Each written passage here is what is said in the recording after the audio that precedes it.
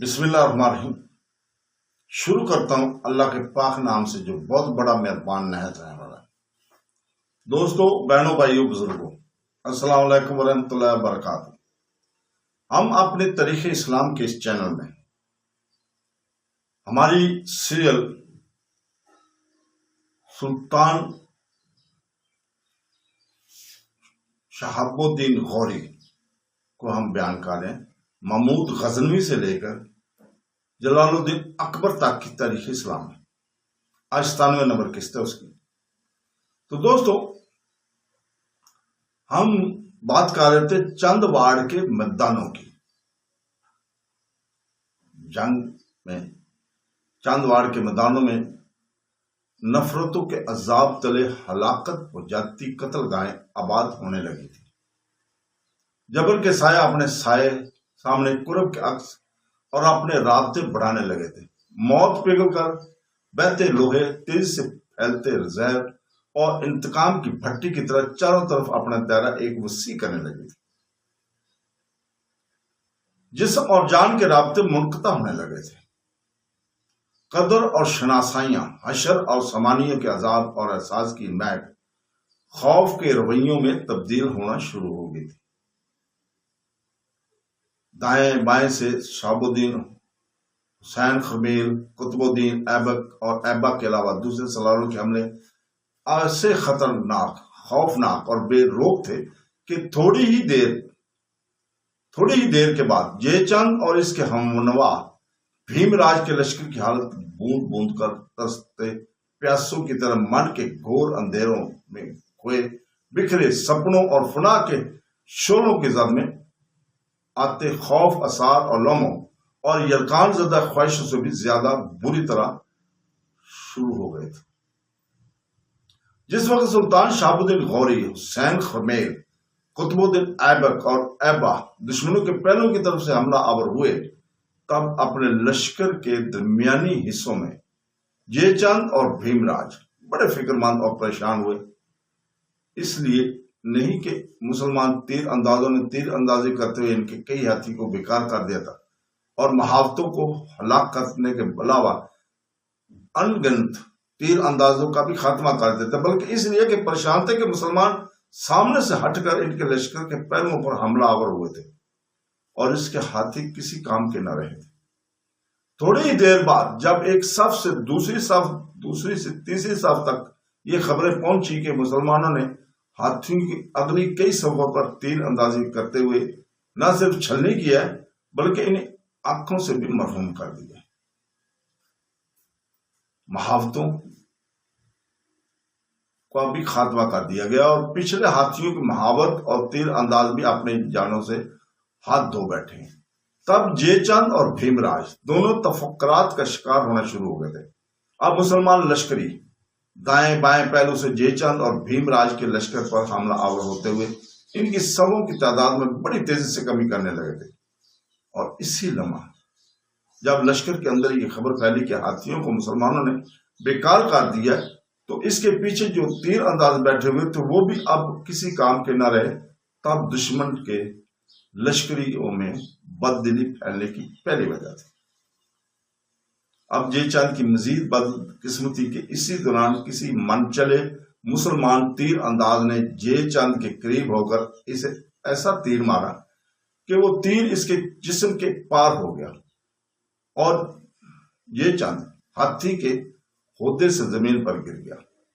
جے چند کا زمین پر گرنا تھا کہ اس کے گرتے ہی دیکھتے ہوئے کہ ان کا راجا مارا گیا، وہ سب بھاگ کھڑے ہوئے۔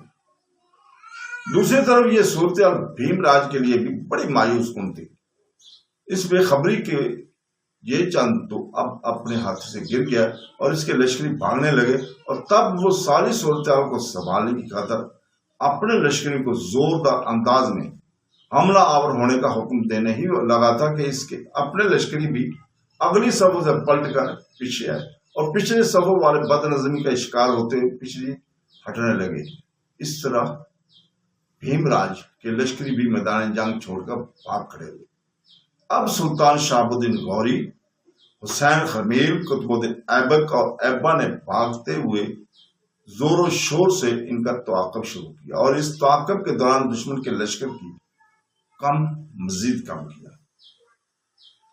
اس طرح چندواڑ کے میدان میں سلطان شہاب الدین غوری نے کنوج کے راجہ جے چند کے لشکر کو بدترین شکست دی تھی۔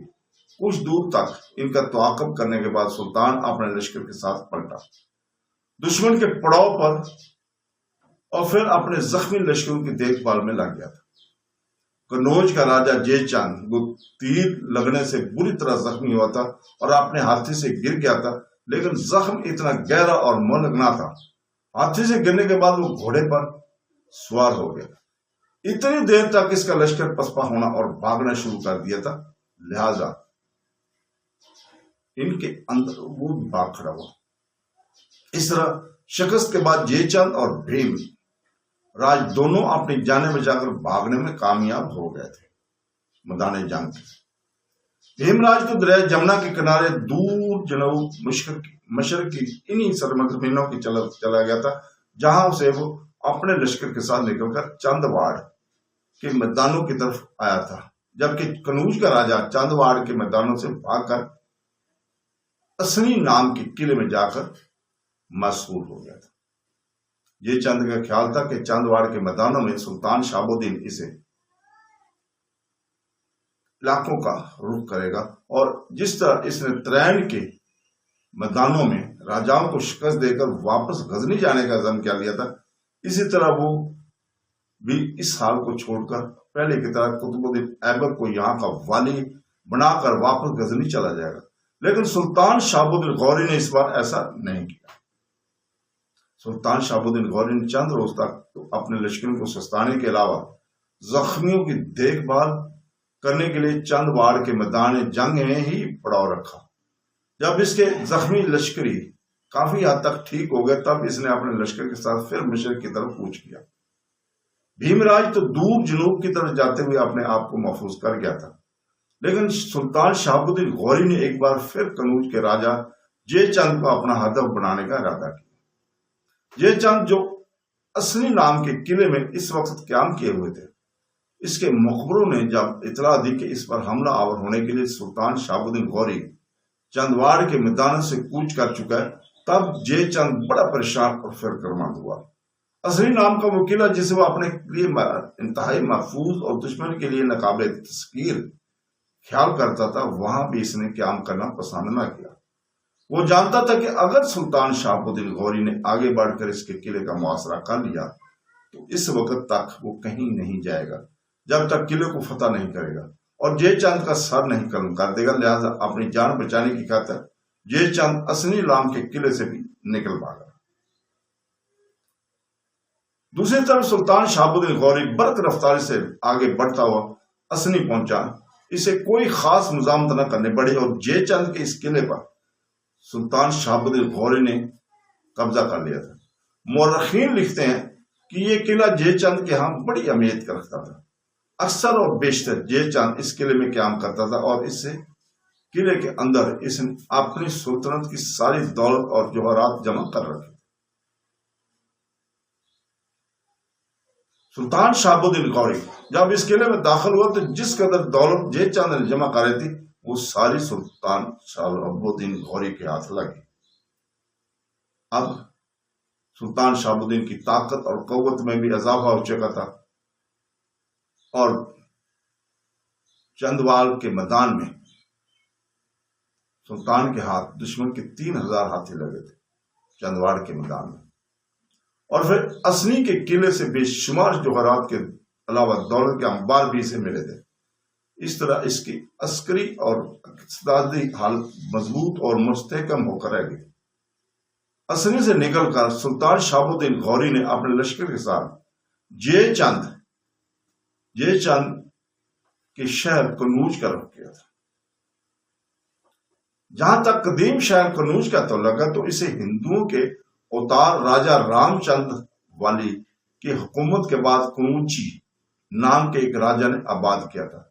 اسی کے نام پر کنوج پڑ گیا تھا، اس کا نام کنوج پڑ گیا تھا۔ تاہم یہ بھی کہا جاتا کہ یہ شہر بہت ہی قدیم شہر تھا۔ راجا نے اسے آباد کیا اور اس کے زمانے سے پہلے بھی یہاں اس کی آبادی تھی۔ یہ اکثر و بیشتر اجڑتا اور آباد ہوتا رہا۔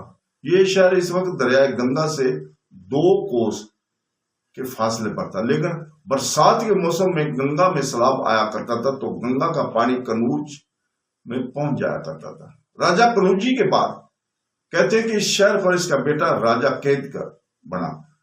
اسی راجا کید کے دور حکومت میں سکندر اعظم ہندوستان پر حملہ آور ہوا تھا۔ کچھ مورخین کا خیال ہے کہ اس شہر کی حفاظت کے لیے اس کے اطراف میں 5 اور مستحکم قلعے تھے جن کے کھنڈر اب بھی دیکھے جاتے ہیں، لیکن جب سلطان محمود غزنوی اس شہر پر حملہ آور ہوا تھا تو اس نے اس کے ارد گرد 7 قلعوں کو فتح بھی کر لیا تھا، اور اس قلعے سے متعلق ہندو مت کہ مذہبی لوگوں کا یہ بھی خیال تھا کہ کنوج شہر کو کوئی بھی ہندو فتح ہی نہیں کر سکتا، لیکن سب سے پہلے سلطان محمود غزنوی نے ان کے اوپر ضرب لگائی اور اس نے کنوج شہر کو فتح کر کے اس کی اینٹ سے اینٹ بجا کر رکھ دی تھی۔ بہرحال سلطان شہاب الدین غوری اسنی کے قلعے سے یہ چند کو بھگانے کے بعد مرکزی شہر کنوج کی طرف بڑھا تھا۔ یہ چند نہ جانے کہاں روپوش ہو گیا تھا، لہذا کنوج میں سلطان شہاب الدین غوری کے سامنے کوئی لشکر نہ آیا، نہ کسی نے ہمت کی کہ لہذا کنوج تک سارا علاقہ سلطان شہاب الدین غوری فتح کرتا ہوا چلا گیا، اور اس طرح سلطان نے دریائے گنگا کے کنارے کنارے جنوب کی طرف بڑھنا شروع کیا۔ ان دنوں بھیم راج ایک خاصے بڑے لشکر کے ساتھ دریائے جمنا کے قریب ہی علاقوں میں قیام کیے ہوئے تھا، جہاں سے نکل کر وہ چند واڑ کے میدان میں جنگ کی طرف گیا تھا۔ اس کے اپنے لشکری اس کے ساتھ تھے۔ اس کے علاوہ وجے چند کے علاوہ جو شکست اٹھا کر اپنی جانے بچانے میں کامیاب ہو گئے تھے وہ بھی بھیم راج کے ساتھ جا ملے تھے۔ اس طرح بھیم راج کے لشکر کی تعداد پہلے کی نسبت زیادہ ہو گئی تھی۔ بھیم راج کو جب خبر ہوئی کہ سلطان شہاب الدین غوری کنوج سے بڑھ کر رفتاری سے دریائے گنگا کے کنارے کنارے جنوب مشرق کی طرف رخ پہ پیش قدمی کر رہا ہے، تب وہ بڑا فکر مند ہوا، بہت گھبرایا۔ وہ یہ سمجھا کہ شاید مسلمانوں کو سلطان اس کے خلاف کوئی جنگی چال چل رہا ہے۔ گنگا کے کنارے آتے آتے کہیں وہ ایک دم دائیں ہاتھ پلٹ کر دریائے جمنا کا رخ نہ کر رہے اور دریائے جمنا کو فوراً عبور کر کے اس پر حملہ آور نہ ہو جائے۔ لہذا جن علاقوں میں اس نے قیام کیا ہوا تھا وہاں سے وہ نکلا اور مزید جنوب کی طرف دریائے نربندا کی طرف وہ چلا گیا تھا۔ دوسری طرف سلطان شہاب الدین غوری نے بھیم راج کو تو کوئی اہمیت نہ دی۔ اپنے لشکر کے ساتھ دریائے گنگا کے کنارے کنارے آگے بڑھتے ہوئے سلطان نے اب ہندوستان کے مشہور اور معروف شہر بنارس کا رخ کر لیا تھا۔ جہاں تک بنارس شہر کا تعلق ہے تو یہ ایک انتہائی قدیم اور مندروں کے شہر کہلاتا تھا۔ کہتے ہیں کہ کبھی یہ شہر راجہ کاشی کی سلطنت کا دارالحکومت ہوا کرتا تھا۔ دریائے گنگا کے بائیں کنارے پر شہر دہلی سے لگ بھگ 578 میل جنوب مشرق میں یہ واقع ہے۔ اس شہر سے متعلق یہ بھی کہا جاتا ہے کہ یہ شہر کوئی 4000 سال پرانا تاریخی کا حامل تھا۔ 2000 قبل مسیح میں آریہ یہاں آ کر آباد ہو گئے تھے اور یہ شہر ان کا مذہبی اور سیاسی مرکز بن گیا تھا۔ بدھ مت کے ظہور سے پہلے یہ شہر ململ، ریشمی عطریات اور ہاتھی کے دانتوں کے کام کے لیے بہت مشہور تھا۔ ان کاروباروں میں پہلی صدی عیسوی میں کابل کے حکمران کنشک نے اسے اپنی سلطنت میں شامل تو کر لیا تھا اور اگلے 1000 برس تک یہ شہر بدھ مت اور ہندو مذہب کا اہم شہر قرار دیا جاتا رہا۔ اس کے بعد سلطان محمود غزنوی کو بھی ان علاقوں پر حملہ آور ہوتے ہوئے دیکھا گیا تھا، لیکن اس کے یہ شہر پھر راجاؤں کے قبضے میں چلا گیا تھا، یہاں تک کہ شہاب الدین غوری کو اس حملہ آور ہونے کی ضرورت پیش آئی اور اس نے جے چند کو شکست دے کر اس شہر کی طرف رخ کیا تھا۔ کہتے ہیں کہ اکبر کے عہد میں یہاں دوبارہ ہندو تہذیب کا احیاء ہوا، لیکن مغلیہ سلطنت کے زوال کے بعد یہ شہر اپنی اہمیت کھو چکا تھا۔ مغلوں ہی کے دور میں یہاں مشہور فلسفی اور شاعر رامانند، بھگت کبیر اور تلسی داس جیسے لوگ پیدا ہوئے۔ اسی دور میں مسلمان جلاؤں نے یہاں نفیس ترین ململ بنانے کے فن کو عروج بخشا۔ مغلیہ دور کے زوال کے ساتھ ہی بنارس میں ہندو راج کا آغاز ہو گیا، جس کی وجہ سے یہ ایک نیم خود مختار حکومت کا حامل بن گیا۔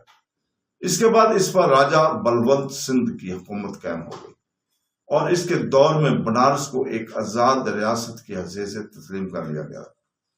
اسی عہد میں بنارس شہر کے اندر مراٹھوں، بدھوں، دیپالیوں اور ہندوؤں نے کافی تعمیرات کا کام سر انجام دیا تھا۔ بہرحال سلطان شہاب الدین غوری بڑی تیزی سے اور برق رفتاری کے ساتھ دریائے گنگا کے کنارے کنارے بنارس شہر کی طرف بڑھا تھا۔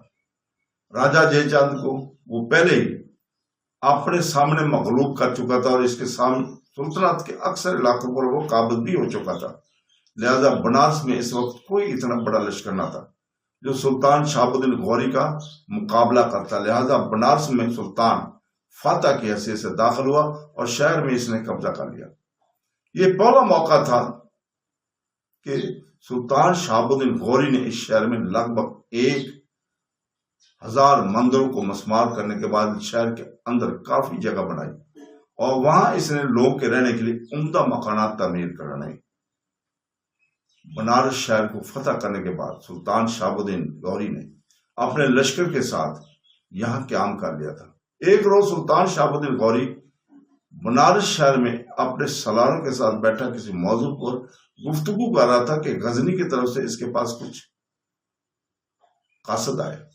انہیں دیکھتے ہوئے سلطان شہاب الدین غوری کس قدر فکر مند ہو گیا تھا اور سارے اس جستجو کے عالم میں کبھی سلطان اور کبھی آنے والے ان مخبروں کی طرف دیکھ رہے تھے۔ اس موقع پر سلطان شہاب الدین غوری نے ان مخبروں کو مخاطب کیا، میرے عزیزو، لگتا ہے مغرب سے تم میرے لیے کوئی اچھی خبر لے کر نہیں آئے۔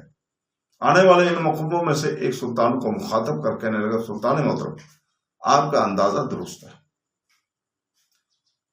آپ کا اندازہ درست ہے۔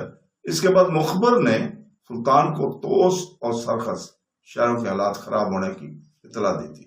یہ خبر سن کر سلطان شہاب الدین غوری کے چہرے پر ہلکا سا تبسم نمودار ہوا اور سالاروں کو مخاطب کر کہنے لگا، ان دونوں شہروں کے لوگ ابھی تک صحیح طرح سے اطاعت گزار نہیں ہوئے۔ بہرحال پریشانی اور فکر مندی کی کوئی بات نہیں ہے۔ ساتھ ہی سلطان شہاب الدین غوری نے آنے والے مخبروں کو مخاطب کیا، تم آج کی رات یہاں قیام کرو، تمہیں آرام کرنے کی ضرورت ہے، کل یہاں سے ہم کوچ کریں گے اور تم میرے ساتھ روانہ ہو۔ اس کے ساتھ ہی سلطان شہاب الدین غوری نے اپنے ایک چھوٹے سالار کو حکم دیا اور سلطان کہنے پر وہ سالار ان مخبروں کو اپنے ساتھ لے گیا۔ ان کے جانے کے بعد سلطان شہاب الدین غوری بڑے غور سے باری باری قطب الدین ایبک، ایبا، حسین خرمیل اور اپنے دوسرے سالاروں کی طرف دیکھنے لگا۔ مخبروں نے جو اطلاع دی تھی تم بھی اسے سن چکے ہو، میں یہاں قیام کر کے وقت ضائع نہیں کرنا چاہتا، کل میں یہاں سے کوچ کر دوں گا۔ قطب الدین حسب سابق حسین خرمیل کو اپنے ساتھ لے جاؤں گا۔ جہاں تک ایبا کا تعلق ہے تو میں چاہتا ہوں کہ تم اسے اپنے پاس رکھنا پسند کرو گے۔ سلطان یہیں تک کہنے پایا تھا کہ اس کی بڑی معمونیت اور شکر گزاری میں دیکھتے ہوئے قطب الدین ایبک کہنے لگا، سلطان محترم، جب تک ہندوستان کے پورے حالات ہماری گرفت میں نہ ہو جائے، میری آپ سے گزارش کہ ایبا کو میرے پاس ہی رہنے دیں اور اس سے مشورے اور اس کی کارکردگی میرے لیے یقیناً ہر وقت سوند باندھ ثابت ہوتی ہے۔ سلطان مسکرایا اور کہنے لگا، قطب الدین میرے بیٹے، تمہیں پریشان اور فکر مند ہونے کی ضرورت نہیں ہے۔ ہندوستان کے حالات جب ٹھیک ہو گئے تب بھی میں چاہوں گا کہ ایبا تمہارے ساتھ ہی رہے، دونوں مل کر یہاں کے حالات پر اپنی گرفت مضبوط کرتے چلے جاؤ۔ یہاں تک کہنے کے بعد سلطان شہاب الدین تھوڑی دیر کے لیے رکا۔ اس کے بعد قطب الدین ایبک کی طرف دیکھتے ہوئے کہہ رہا تھا، قطب الدین، جیسا کہ اس سے پہلے تم اور ایبا دونوں مجھے یہ اشارہ دے چکے ہو کہ تم نہر والا پر حملہ آور ہوگا، اپنی پہلی پسپائی کا ان سے انتقام لوگے، میں کل صبح سویرے ہی یہاں سے کوچ کر جاؤں گا۔ نہر والا سے متعلق میں تم دونوں سے یہ کہنا چاہتا ہوں، پسند کروں گا کہ جب تم اس لشکر کے ساتھ نہر والے کی طرف کوچ کرو اور نہروالا کے راجا بھیم رائے سے ٹکرانے کا ارادہ رکھو، تب اپنے پورے لشکر کے ساتھ نہروالا کا رخ نہ کرنا، ایک لشکر دہلی میں رکھنا۔ تمہاری غیر موجودگی میں کوئی بھولا بھٹکا شکست خوردہ لشکر اچانک نمودار ہوگا، تمہارے فتح کیے ہوئے علاقوں کو نقصان بھی پہنچا سکتا ہے۔ میں جانتا ہوں اس علاقوں میں کوئی تم سے واپس نہیں لے گا، لیکن حالات ضرور خراب کیا جا سکتے ہیں اور میں یہ کبھی پسند نہیں کروں گا۔ تو دوستو، اس کے ساتھ ہی ہم اجازت چاہتے ہیں۔ اللہ حافظ۔